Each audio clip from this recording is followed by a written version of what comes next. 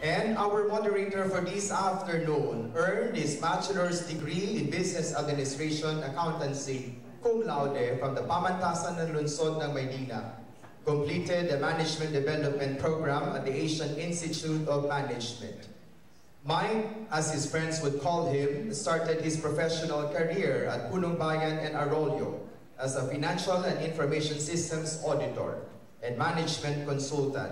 He then joined a global building materials company where he held key roles in internal audit, Sarbanes-Oxley integration, due diligence, merger integration, and internal control for the company's operations in the European, Middle Eastern, African, and Asian regions. His experience in accountancy is further strengthened by his stint as a faculty at the Pamantasan ng Lungsod ng Maynila and at De La Salle Araneta University. Mhycke is a partner at the Advisory Services Division and head of the firm's People and Culture Human Resources Group. He is also the designated Knowledge Management Partner, leading the Knowledgeable Management Unit of the firm. Ladies and gentlemen, please welcome our moderator, Mr. Michael C. Gallego.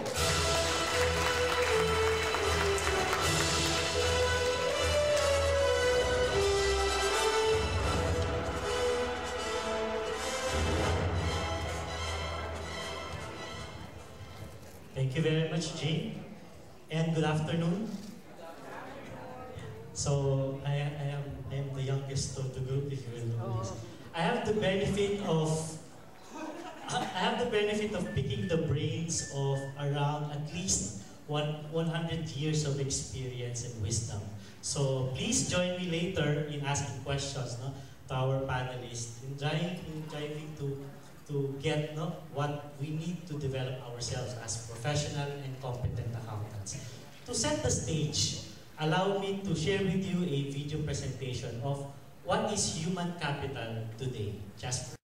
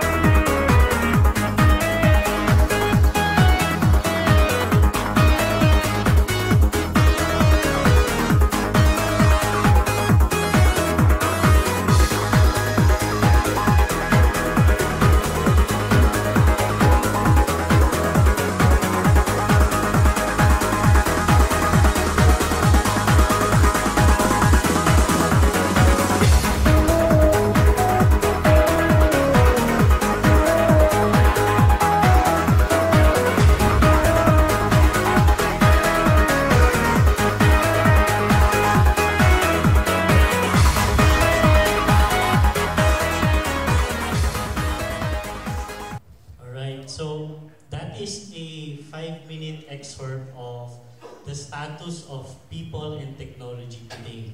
The question is, in spite of these advancements, are we up to par with the expectation expected from us? Dr. Mansiba was a professor in one of our classes. He mentioned that when we were young, when I was graduating from the university, a generation gap was defined as 40 years. When I graduated from the university, when I entered the graduate school, generation gap was defined as 25 years. Today, generation gap is 7 years. So imagine, if you have siblings 7 years apart, they will not anymore understand each other. So that is how fast technology is today. And how do we cope, no? In terms of this technology? I have here the benefit of 4 wise gurus, as we would like, if you will, who have experience from industry, overseas work, advisory services, risk management, as well as leaders, no, in our organization within PICPA, and who have been teaching in schools as well as practicing their profession. And we would like to learn from them. From their perspective, what does it take to become a competent and professional accountant today, so that when we get out of the conference hall, we will be able to meet the challenges posed by the 5-minute presentation. Now, that is basically the framework for our discussion this afternoon. And I will ask each of our panelists initially to share a 5-minute thought, no, from their side before we go into the question and answer portion. I know some of you in the floor, so I probably will call your name in case you have questions when I run out of questions. So we'll have this free-flowing, so if you have any questions, just feel free to join the discussion. If you will allow me to summarize 4 major items I picked up from Emmy's discussion. She talked about continuing conversation with people in the organization. And then that was supported by Noemi's hypothesis that there should be a consultation process. Now, if you remember that they asked their people what their expectations are at the beginning of their career. And we were given a glimpse of the management accountant's perspective.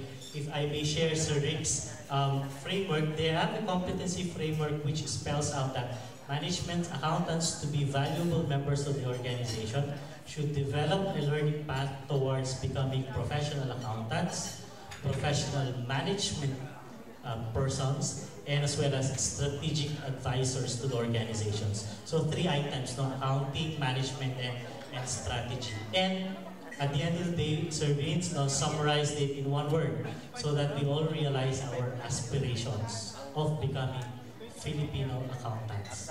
So in a sense, no, those were the challenges, and those were the different metrics by which we develop competent and professional accountants. No? Sir G, if I may, do we still have time for a question and answer? Check. We still have 15 to 20 We still have 15 minutes. Right. So let me go to our panelists. This is your unscripted moment. Of course, we would like to have a very good framework in our organizations at the end of the day. But of course, we have to realize the practicalities of these frameworks. What were the birth pains, the conflicts, and the failures we have encountered in rolling out these competency development frameworks for our organizations? Ms. Emily, would you like to start? Maybe the will to have an investment in learning and development, because at the end of the day you have to make a decision that you have to invest in people, and investment is equivalent to a certain amount of money, right? So that is one challenge, but then we have overcome that already. So now it's more of the people component, that is the time of the people to partners or managers to coach their staff in order to understand what their needs are and what is value for them. So in a professional, in private industry, how is it? How is the challenge being managed? The challenge in PAMA, for example, or in particular, because that is the reason I am here today, to represent PAMA. Of course, the first challenge is the relatively unknown or unappreciated contribution of the accountants in some organizations. That it seems that there's not as much support from the respective companies of our participants in the training program. They have to shoulder it on their own. Now, in my case, when I took up the CMA program in Saudi Arabia and also the Certified Internal Auditor's Review, my company supported me. So they paid my membership fee to the Institute of Management Accountants in the US. They bring reviewers from the US to Saudi Arabia because it is cheaper that way than sending us to America to take the CMA review. They bought the review materials for us to use. So in short, all that we have to do is to devote quality time to prepare for the examination. Here, because maybe it is for the reason that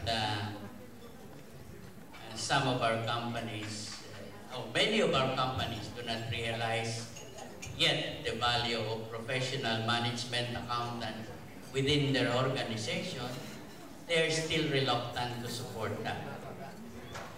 I hope that someday, as we develop competent Filipino management accountants and they return to their respective organization and start to contribute significant value to their enterprise, that they will learn or they would appreciate that training program.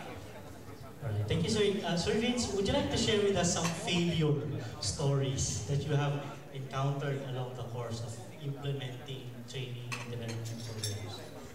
I think one of the areas that we should pay particular attention to in order to increase the chances of success is to be very clear on the business objective. It can't be training for training's sake. It's a waste of money, it's a waste of time. You're not going to get leadership support. So I guess one of my areas of interest, which is change management, change enablement, wherein make the business objective very clear, get the tone from the top, win leadership support, and communicate. Right. If you notice, there is an emphasis towards alignment. Now, your training programs, development programs should be aligned with the ultimate objective of the organization. Sometimes that alignment is heavily defined by the culture of our organization. And I would like to ask Ma'am Noemi, how does culture or the values of your leadership team play a part in developing professional accountants in your organization? I have seen the results of our circle of values in the way that we generate more clients, and also from the favorable feedback that we get from clients who refer us to other clients. And that helped, no, in providing more training programs for your staff. Right. So culture really plays a big part in the way we develop, no? Because there is a certain jargon or a speak within our organizations. One of the challenges, I know that some of our participants here in the floor today are themselves private practitioners, or they have their own small organizations. And we are coming from rather a big organization. How do we bridge that gap? How do they develop their competencies in light of all our programs and of all our development efforts? Sir Vincent? I think big or small, at the firm level, there has to be that culture of continuous learning. And whether you're a large organization or a small organization or a medium-sized organization, if you have that culture, whether you're a one-man or two-man show, then that search for continuous learning will be there. That's at the firm level. I think at the individual level, it's the attitude of the the person. If you have the right attitude, whether you are with a 3,000-man firm or again, a smaller organization, the attitude that drives you to learn continuously will bring you to increasing your competencies regularly. I think those two attributes are very key. It has to be a balancing act between the organizational leadership and the individual personalities involved. So it has to be ingrained. No? Sabi natin kanina, it is good people are found, they are not changed. So it's very important for us to really look for the right fit within our organizations. Sorry, if I may ask, on the PAMA approach for developing management accountants, you have mentioned 3 modules, no? How do you measure the effectiveness of the program at the end of the day? The effectiveness of the program, of course, is monitored regularly. It's a classroom discussion, interactive. So the professor would be able to immediately have a feel of whether the message that is sending forth to the students are grasped. There are short examinations, case analysis, and then later on there will be an accreditation examination, so it would depend on the success rate, passing rate on the examination. But more importantly, as I was saying, is what will the skills that they derive from the program contribute to the organization that they serve. And our focus is that this training program should make a difference. The real effectiveness of the program would show when we see companies sending their employees to our training program, because they see from the output of the employees that there has been an improvement in their work output. Thank you, sir. Ms. Emmy, you mentioned about the 70-20-10 approach a while ago, and the 70% on the job or job-related skills development is a big emphasis for the firm. Is it a product of an ROI approach where you develop more on the job or real applications from the on-the-job training process? Because when you ask our professionals, where do you get much of your learning? They always say it's from experience, it's from the stretch assignments that you get, or from challenging engagements. So the 70-20-10 is actually based on the research. So it's an international research which has been proven to be very effective.